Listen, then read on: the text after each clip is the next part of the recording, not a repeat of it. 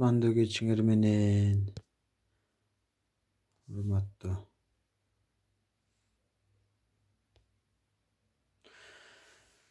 Кучала Бишкек YouTube каналынын көрүүчүлөрү жана менин клиенттерим, досторум. Мен силерге бүгүн Уулжан жөнүндө айтып берейин. Уулжан бөйрөккө дары. Уулжан болсо уулум өлбөйт эле, Кереч болсо келиним өлбөйт эле деген макал ушундан калган. Илгери келини менен баласы ооруп калганда ушул Уулжан жок болуп калды. Дарылай албай калып, анан ушундай арман кылган улук манаким болгон экен. Мынакей Уулжандын тамыры.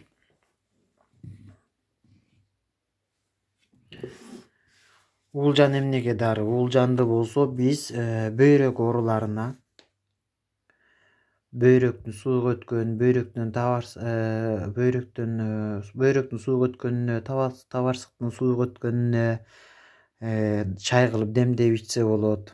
Эгерде сүткө демдеп ичсе жөтөлгө абдан жакшы, аракка демдеп ичсе туберкулезго жакшы, аракка ачтып алып бутка, тизеге сүртсө муун ооруларына жакшы, өзүн порошок кылып жараларга сепсе бул аябай рано заживляющий болот, жараларды тез айыктырат. Бул ичегидеги жараны, ашказандагы жараны аябай жакшы айыктырат.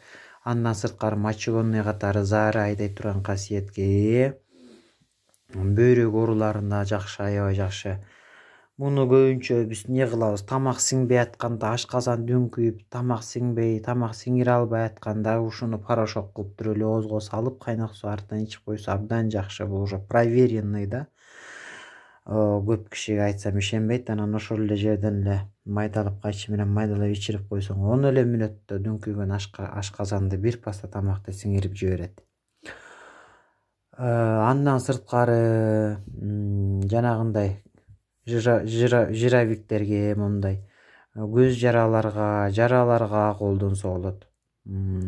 Көбүнчө ошол бөйрөк табарсык жолдорун тазалайт, аябай очищение кылат. Анан эмени бул жанагыл бөйрөктүн сезгенишине жана бөйрөктүн иштөө функциясынын ордуна алып келип, анан жанагы бездерге, простата бездерине абдан жакшы оң таасирин берет. Уулжанды андан сырткары ысык сүткө кайнатып 5 мүнөт демдеп ичсе жөтөлдүн бардык түрлөрүнө, андан даже бул туберкулезго дагы абдан жакшы да. Туберкулезге аябай жакшы дары болот. Ушуну эле кайнатып эле иче берет. Сөзсүз түрдө бунун противопоказаниясын дагы билип туруп ичиш керек. Ичет десе эле аябай иче берген дагы туура эмес. Бунун противопоказаниясын билип, кимге болот, кимге болбойт, ошонун баарын билип туруп анан ичиш керек. Муну деген чучукка кошсо болот. Эт мариновать эткенде илгери буну эт мариновать этишкен. Бунун түрлөрү болот. Агы болот, сарысы болот. Бул азыр сарысы да. Агы болот, сарысы болот, жыты жогу болот, жыты бары болот, жыты сасык түрү дагы болот. Ар түрдүүлөрү болот. Бөйрөккө ушуга улай эле бөйрөккө дагы бир нерсени айтып кетейин. Бөйрөккө абдан жакшы дары боло турган бул жерде дагы бир чөп бар. Аны мен силерге көргөзүп кетейин. Астрагал чөбү. Бул астрагал чөбүн дагы бөйрөктүн давлениясы, нефрит, полинефрит, белок көбөйгөн, жанагындай кератин түшпөй атканда ушуну ичет. Аябай мочегонный болот. Давленияны түшүрөт. Кимде высокий давление болсо ошо давленияны түшүрөт.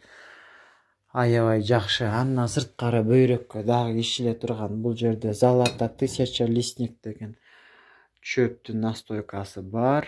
Ошону ичсе болот бөйрөккө. Бул жерден эмне ичсе болот бөйрөккө? Бөйрөккө негизи көп эле чөптөр бар. Бул жерде шимир деген бар. Ошол шимир деген чөп дагы аябай жакшы. Бөйрөккө көбүнчө женский ооруларга абдан жакшы. Шимирди ичсеңер аябай эле көп ооруга жакшы. Муну мен өзүнчө шимирди дагы бир видео кылып тартып чыгарам. Ошол видеодон дагы көрөсүңөр Кудай буйрса. Андан сырткары бөйрөккө арчанын бүчүрү, можжевельник. Можжевельникти дагы мондай чоң-чоң можжевельник болот. Можжевельник дагы бөйрөккө абдан жакшы.